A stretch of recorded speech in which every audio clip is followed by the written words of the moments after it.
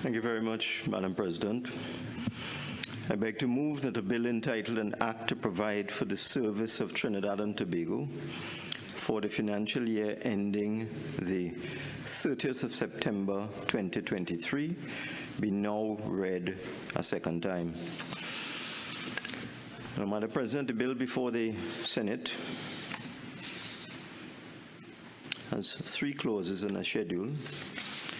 The schedule gives various heads of expenditure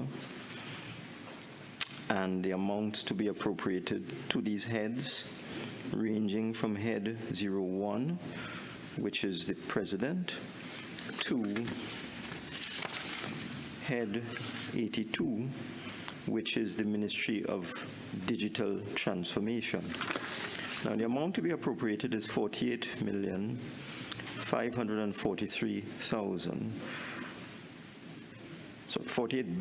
my apologies, $543,241,359. Now, that is a lower figure than the planned expenditure for 2023. The planned expenditure for 2023, from where we get the fiscal deficit, and I will explain that in a little while. The planned expenditure, Madam President, is in excess of $57 billion. And in fact, if you go to page 43 of the bound and printed budget statement, you will see that the planned expenditure is $57.685 billion. So there is a difference between the number in the budget statement and the appropriation of $48,543,000,000. So about a $9 billion difference. The reason for the difference is that there are a number of items that are direct charges that do not have to be appropriated. And the best example I can give is the salaries of judges. So items that are direct charges are first in the priority in terms of payments, and they do not require us in this place or in the other place to appropriate funds for those payments. Those payments occur automatically, and that is why you have a difference of approximately $9 billion between the planned expenditure of the government, or if you look at the revenue side, about $8 billion between the projected revenue and what we are appropriating. The estimated revenue for fiscal 2023 is $56.175 billion. That is significantly more than the revenue for fiscal 2022.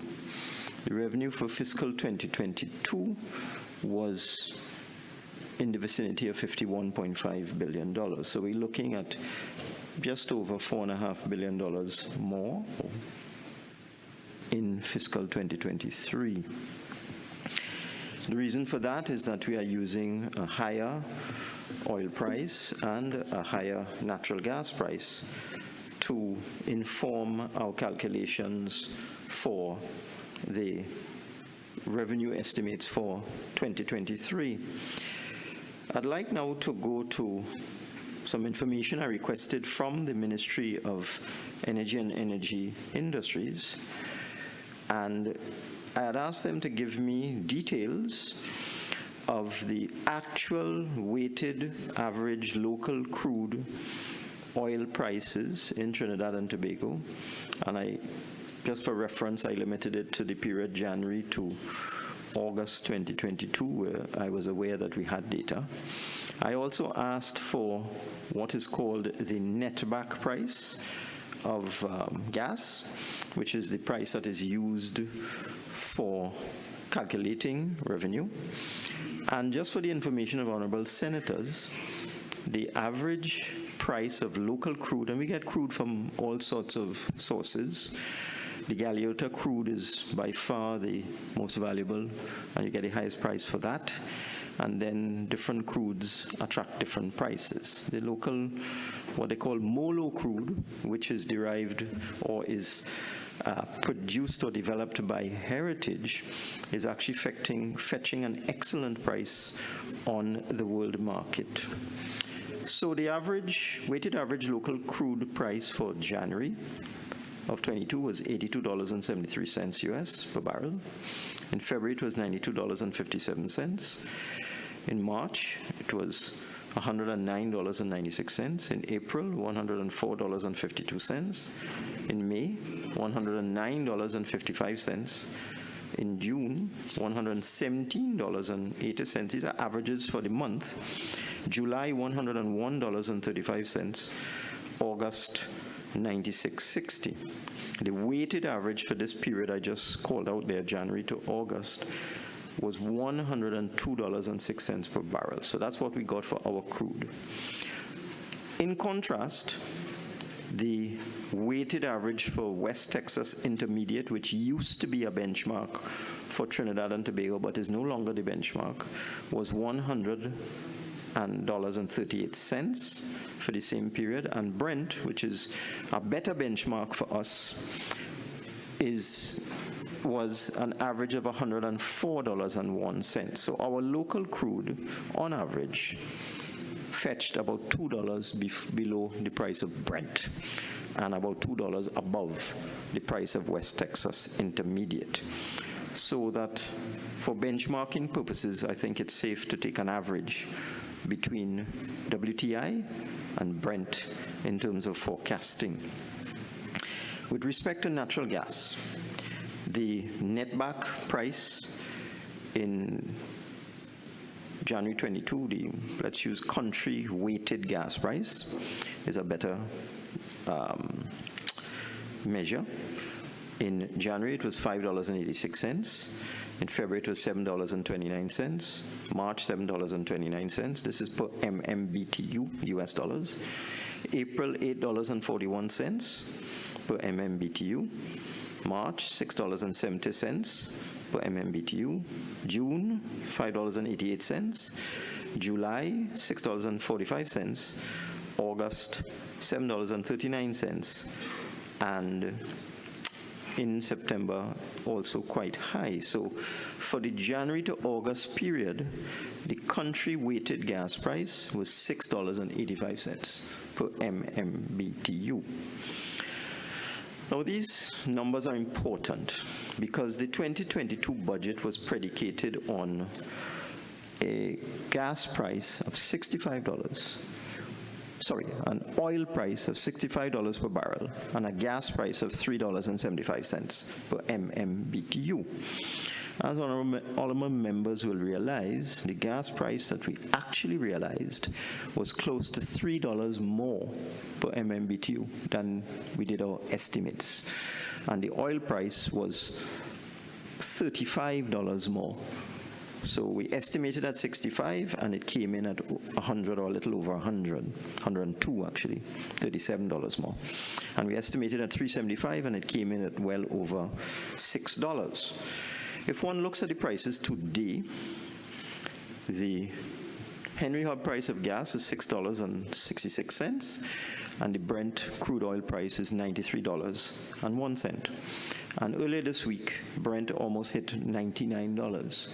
There's extreme volatility in oil and gas prices, more so in oil than in gas.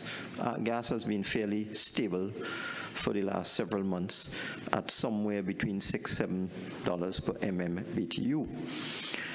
So that we feel pretty confident that our gas price is a good price, because the gas price that we get in Trinidad and Tobago is really an average of a number of markets. It's not just Henry Hub. You could be misled if you look at Henry Hub.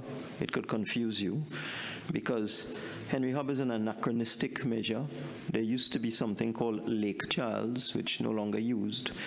But our gas is sold all over the world, primarily in Europe and in the Far East.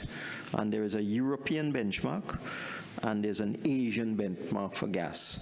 So our actual price, weighted price, is a combination of the Henry Hub price, the European benchmark, and the Asian benchmark. And this is why I was able to tell you that our netback price on average is almost $7 for 2022. So that those who would want to say that the oil price forecast of $92.50 is a bad estimate, I would suggest you do a little more research.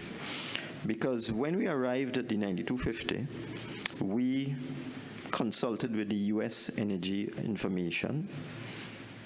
We looked to the U.S., the International Energy Agency, that's a European agency. We checked with the World Bank. We checked with the IMF. We checked with Fitch, Standard & Poor's. So there are a number of agencies that forecast oil price. And the consensus at the time, and it still is, that the forecast for oil in 2023 is $95. So we shall see how it goes. I suspect our oil price may be just on target or maybe slightly above. And I am fairly confident that our gas price is below. And since we get 2/3 of our revenue from gas and 1/3 from oil, I think our revenue estimates are well calculated. So we shall see how it goes. And it's intriguing, Madam President, when you underestimate the price of oil, nobody says anything. So you underestimate at 65, it goes to 105. Nobody says you made a mistake. If you estimate at 100 and it goes to 65, well, you have committed a mortal sin.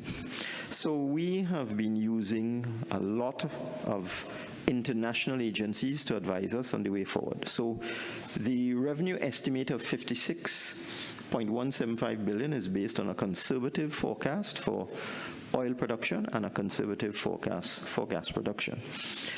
The expenditure of $57.685 contains within it, and honorable senators, if they have had the opportunity to look at the 2023 Public Sector Investment Program, will see the projects and programs that are planned for fiscal 2023.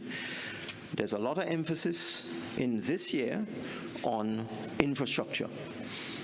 In previous years, the PSIP was not heavily weighted towards infrastructure, and there are charts inside of here. If you go into this document, let me see if I can find one.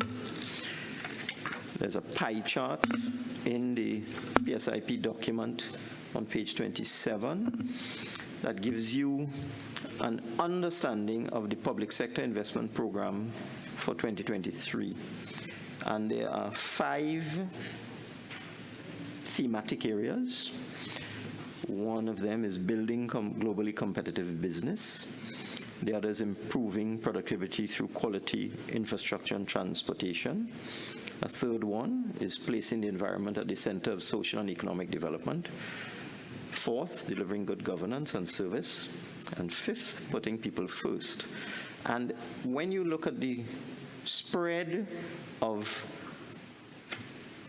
proposed expenditure in 2023 in the public sector investment program, you would see that 39% of the 2023 PSIP will be going towards infrastructure development, followed closely by 31% going towards spending money on people, and then 12% on building a globally competitive business, 17% on delivering good governance. The projects in the PSIP are quite significant. In the health sector, I have gone through some of these projects in my budget statement. But in the health sector, for example, we will complete, or we plan to complete, all things going according to plan, the Sangregani Hospital in fiscal 2023, a 106-bed hospital, and will provide a range of services including medical, surgical, trauma, orthopedic, and so on. The 150-bed ARIMA and 100-bed Point Fortin Hospital already functioning, brand new. The Central Block in Port of Spain, which is a large component of the Port of Spain Hospital, Port of Spain General Hospital, is under construction. It is expected to be completed in 2024, but there will be significant expenditure in 2023, and it is intended to provide acute care, surgical, pharmaceutical, laboratory, diagnostic, ophthalmology, pediatrics, and so on. The San Fernando General Hospital is also being refurbished to provide cardiac services. The new Ministry of Health Administration building is also expected to be completed in 2023, and the plan is to bring all of that ministry's services, units, and departments and affiliated organizations such as PAHO, Pan American Health Organization, into one building. And when that occurs, when all of these disparate units are all collected and gathered and located at the new building there just by Memorial Park, this will result in a savings of rent of over $12 million per year. So there's a significant development program taking place in the Ministry of Health. In the transportation sector, we would certainly continue in 2023 with expenditure on the major highway programs that are underway. The Point Fortin Highway is expected to be completed and commissioned in 2023, and a number of other road works are expected to continue in 2023, but in 2023 there's be a shift of focus away from just large projects such as that Point Fortin Highway towards road rehabilitation and repair. And I can say, Madam President, in addition to the budgetary allocations for the Ministry of Works and Transport in this $57 billion package, the Ministry of Finance has also raised for the Ministry of Works and Transport loan financing through NIPDEC for the Program for Upgrading Roads Efficiency, or PURE, as it is known by its acronym. And we have raised the sum of $250 million for PURE in 2023. We already have an existing facility for PURE, so I would say that the Ministry of Works will have in excess of $300 million available to it in fiscal 2023 for dealing with road repairs, road rehabilitation, repairs of landslips, and so on. So that we do expect a shift in focus from these large signature projects, or let us say a complementary program of road rehabilitation and repair in 2023. Similarly, we have funded the new secondary road improvement company. For those of us who are old enough, there was a secondary roads company many, many years ago, and it in fact went beyond its mandate and started to build primary roads. And I do remember a section of the Churchill Roosevelt Highway, I think that's probably when I was in university, so you're talking in the 70s, between Valsain and a little beyond Macoya. I remember that section of that highway was converted into a dual carriageway by the secondary roads company. So that secondary roads company really was quite sophisticated. It went way beyond secondary roads. We thought as a government that we should separate the functions. The road network is comprised of about 20% of main roads and highways and 80% secondary roads, local roads. and therefore we felt there should be a specific focus on secondary roads and local roads. So we recreated the Secondary Roads Company with a specific mandate to focus on local roads, neighborhood roads, secondary roads, and so on. We have already capitalized the company.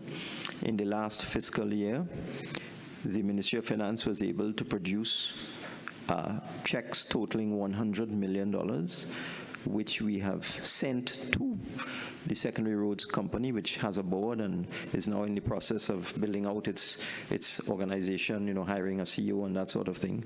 So they already capitalized to the tune of $100 million.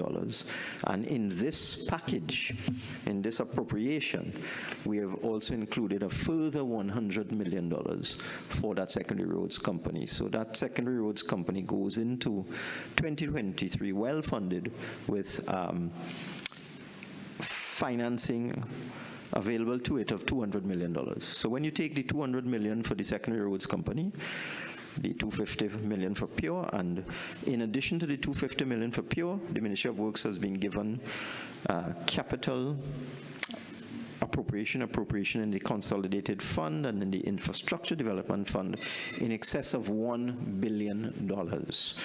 Separate and apart from these funds I've just mentioned, that $1 billion or $1.1 billion, I believe it is, that we are seeking to appropriate for the Ministry of Works and Transport for its development program, separate and apart from its recurrent expenditure, is distinct and separate from the $200 million for the Secondary Roads Company, $250 million for PURE. So that I would think that the various agencies that have responsibility for road rehabilitation and repair and road construction in 2023 are very well funded, and we expect great things from them in 2023. I'd also like to go back now to a point in the budget statement. Now, Madam President, in the other place I spoke for 4 hours. I don't have 4 hours here. Standing orders don't permit it. So I think I have 45 minutes.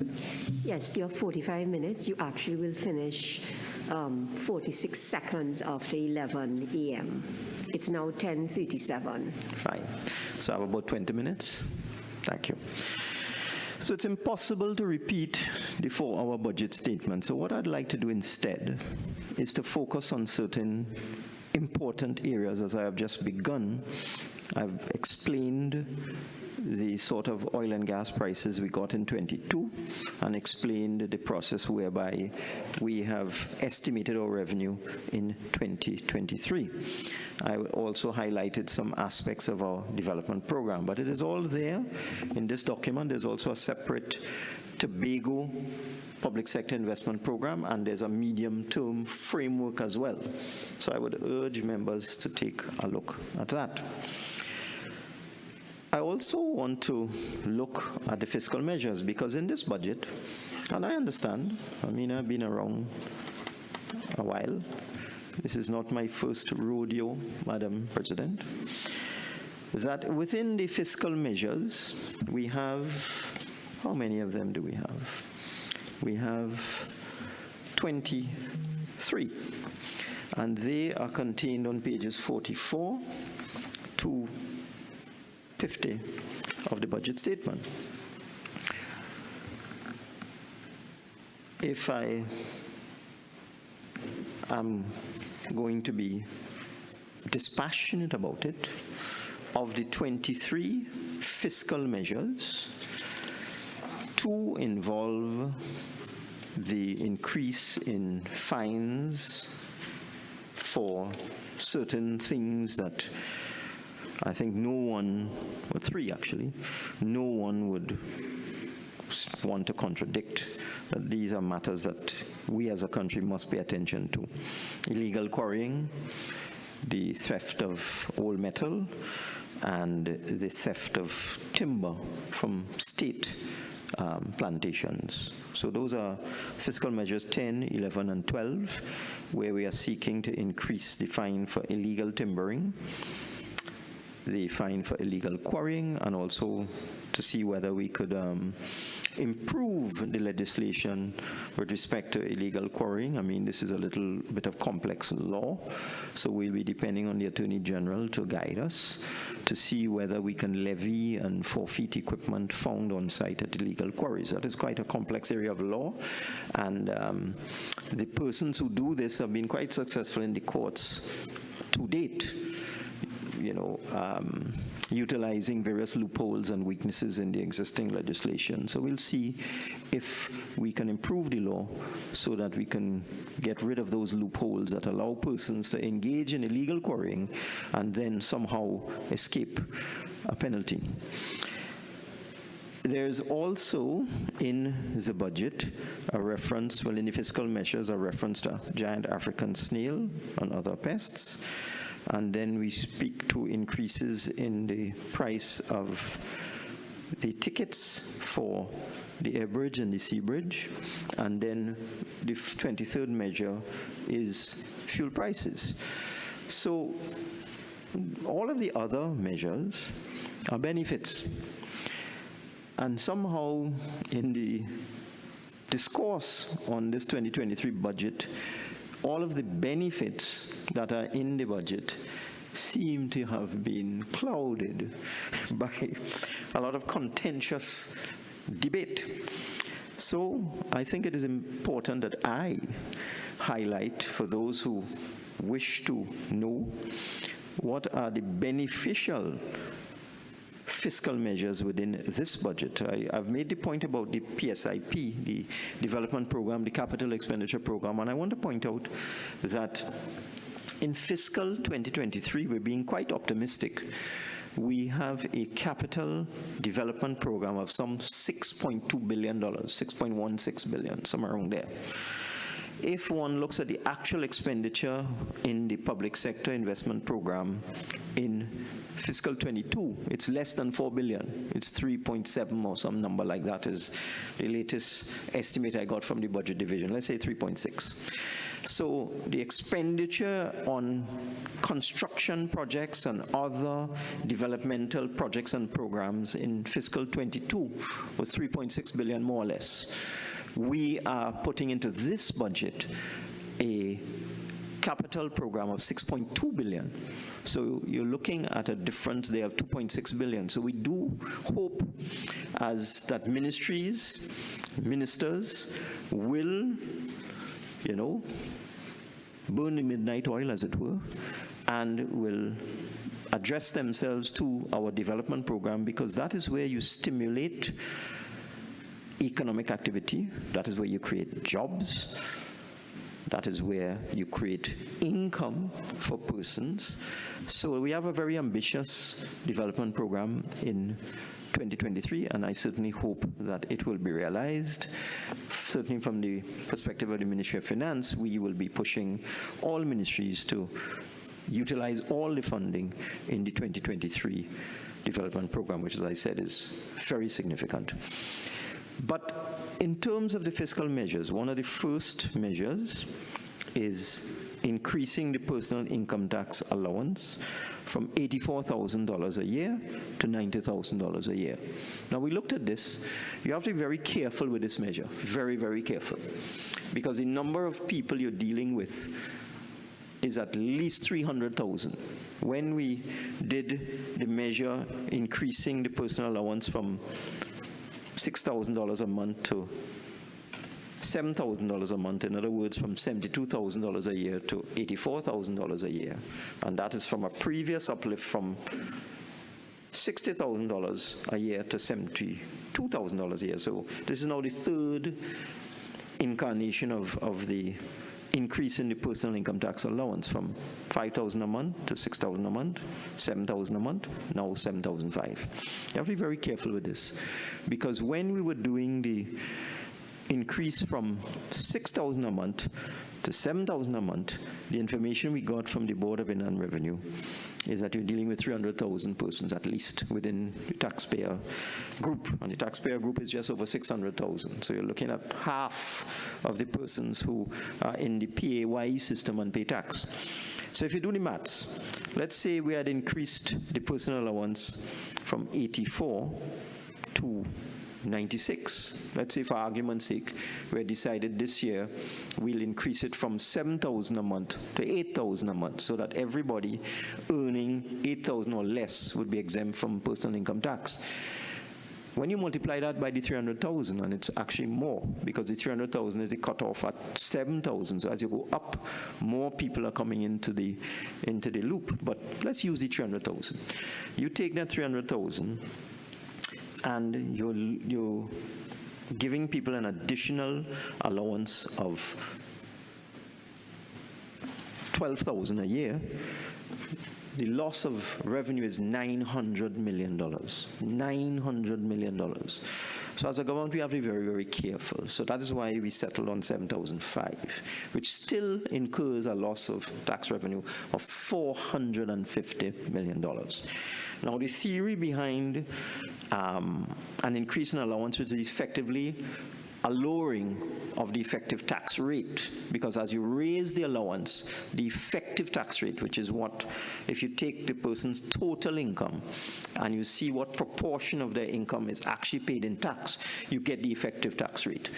So that somebody earning, let's say, $9,000 a month in the old system, $2,000 would have been taxable at a rate of 25%, so you're paying $500 a month in tax.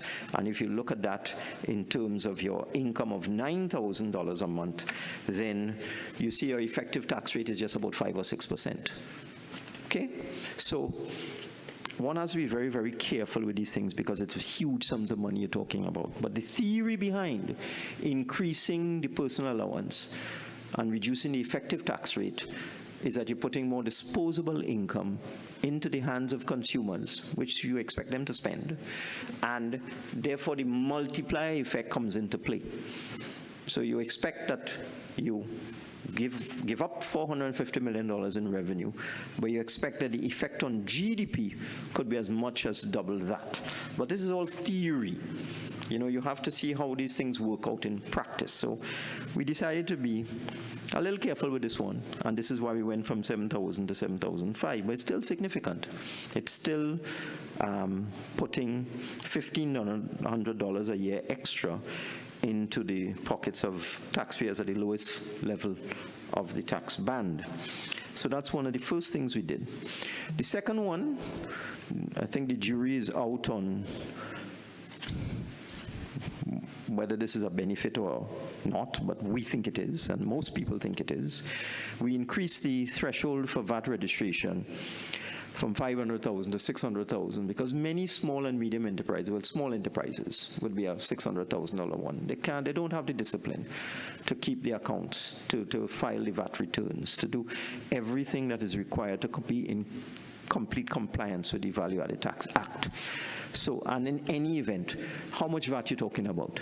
If somebody's annual income, a business, is $500,000, then the most you're getting out of that person at 12.5%, you can do the math yourself, is just over $60,000. So the administration to collect that $60,000 may not be worth it. So that's why you have a threshold below which a person is not required to register for tax. And we felt, based on representations from the small business sector, that we could increase this to 600,000 now. So it means that a small business that is earning 50,000 a month or less no longer has to to go through the very difficult procedures to be totally compliant in the payment of VAT. With respect to, that's Fiscal Measure 2. Fiscal Measure 3, we felt it was important with the whole move for combating climate change, the whole move towards a green economy, renewable energy, etc. We thought it was important that for approved agricultural holdings, we can give a tax rebate of up to $25,000. Now, a tax rebate of 25 means you're spending $100,000 if you're a small business, and maybe $80,000 if you're a big business, because as you get over $1 million, you get into the 30% range. So we felt to encourage farmers and other agricultural producers, agro-processors and so on, to use solar energy for lighting, maybe for energy for the machinery and so on, wind energy, we would give a rebate of $25,000. And that's for approved agricultural holdings. The fourth fiscal measure, this has been a program that has been very, very successful, and that is the Subsidy for Housing and Village Improvement. This is a program that began some years ago in the Moruga area, where it was found there were people living in very, very underprivileged circumstances in very unsatisfactory housing board houses. And the whole point behind this Housing and Village Improvement Program is to take these rudimentary board houses and convert them into concrete houses. So what you do is that you form a partnership with a property owner. They put in their sweat equity, they will put in some labor. They are required to do some finishing, complete the finishing of the house, but you construct a basic 2-bedroom concrete house for them. You don't paint it, so you do not do all the electrical, you don't tile it and so on, but you take them from a board house to a concrete structure. And we started off this program years ago where the expenditure by the government, and this is not a loan or anything like that, it's a grant, was just over $100,000. And as time went by, the amount, as construction costs went up and so on, the amount went up to $145,000. And in this budget, we propose to increase that to $165,000 for construction on flat lands, $170,000 for construction on undulating lands, and $175,000 for construction on hilly lands. So the government will spend $165,000 to construct a basic 2-bedroom concrete structure for somebody who is living in, very unsatisfactory condition, and they will finish the building themselves. So I've seen this project, and it really is fantastic, and that is why it won an award by the Inter-American Development Bank as the best housing program in the world at that particular time. We continue to incentivize manufacturers. Madam President, I don't know what's this murmuring about. I shouldn't take on the murmuring? Yeah. Okay, I won't. So we continue to incentivize manufacturers, and again, we have an incentive to encourage manufacturers to invest in new machinery, new production lines, new equipment, because that's the only way you can grow your business. You can expand it, or you can invest in more modern equipment and machinery. So we're introducing a tax credit for manufacturers of up to $50,000 for investment in new machinery, production lines, and so on. Again, using the same ratio, if you get a tax credit of $50,000, it means that you will have put out $200,000 or more in terms of expenditure. And I must say, the manufacturing sector is doing very, very, very well in Trinidad and Tobago. Very, very, very well. When I look at the data coming out from the Exim Bank in particular, which is assisting manufacturers with foreign exchange to buy their raw material inputs and so on, and I'm seeing the performance of the manufacturing sector over the last 12 months or so, you're looking at a 17 to 20% increase in exports, Madam Speaker. I want to compliment the manufacturing sector. They're really very quietly expanding production and growing their businesses, and these kind of incentives are right in the place where we want to help them. Similarly, we have been convinced, or we have agreed, that because Trinidad and Tobago is a mature oil and gas province, and we are in competition with other new and emerging oil and gas provinces like Guyana, Suriname, and so on, it's not so easy to produce oil and gas in Trinidad and Tobago anymore. It was easy 30, 40 years ago. You just drill a well and the thing comes out. Now you have to use all sorts of secondary recovery techniques like steam infusion and so on to get our oil out, so that we are no longer a competitive oil and gas province in terms of our taxation regime. I'll give an example. The royalty on oil in Guyana is 2%. No, that's extremely low. The world average is somewhere in the vicinity of 10 to 12. But because they are a new province and they wanted to encourage the oil majors to come there, they agreed on a 2% royalty. Our royalty is 12.5%, which is the world average. So that in order to continue to encourage investment... Minister, you have 5 more minutes. Thank you. I'm almost finished. We've made a number of adjustments to the petroleum tax regime, an investment tax credit for energy companies to stimulate exploration. We've adjusted the supplemental petroleum tax, which has been a bugbear of the industry for some while. They've been clamoring for reductions in the supplemental petroleum tax. We're giving incentives for exploration and production in the deep water.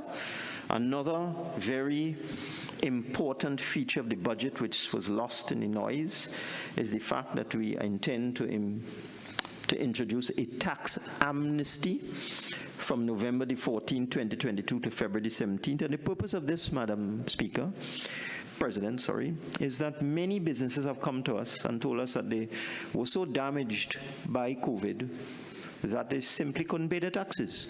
They had to make decisions as to how they spend their savings and so on. Their income dried up, and they didn't pay their taxes. And even though we gave previous amnesties, they were not able to put their house in order to take advantage of the amnesties. In fact, the last amnesty, I had a number of people coming to me asking me to extend it because they simply hadn't been able to do their audited accounts and so on. So we do believe that this measure will help a lot of small businesses in particular, and that it will generate significant funding for the Treasury. And the last thing I would like to touch on, Madam Speaker, is the government assistance for tuition expenses, the change we've made to GATE. Now, GATE is a program of the PNM. I was the Minister of Tertiary Education in 2004, and I had the privilege to introduce the government assistance for tuition expenses. At that time, the enrollment in tertiary education was somewhere around 11%, and we were able to take it from 2004 at 11% up to over 60% in 2010, which was our target. And after that, because of reduced revenue, we had to cut back. But this year, and how many minutes do I have, Madam Speaker? 2? Thank you. Sorry, Madam President. And this year, we recognize there was a particular cohort of students who really got left out. And that was the group who, for one reason or another, are unable to do a full bachelor's degree at first instance. Maybe they're working, maybe they come from an underprivileged background. In fact, many of them do. So they do the associate degree route or the diploma route and then go on to do the bachelor's degree. And they got caught by the one tuition gate rule. So this year, we decided to change that. It's going to cost us $50 million. We expected to help over 4,000 students who have done a diploma on associate degree and can't get GATE to go on to do engineering or medicine and so on. But we felt this was very, very, very important to allocate $50 million to help those 4,000 underprivileged students. I beg to move, Madam President.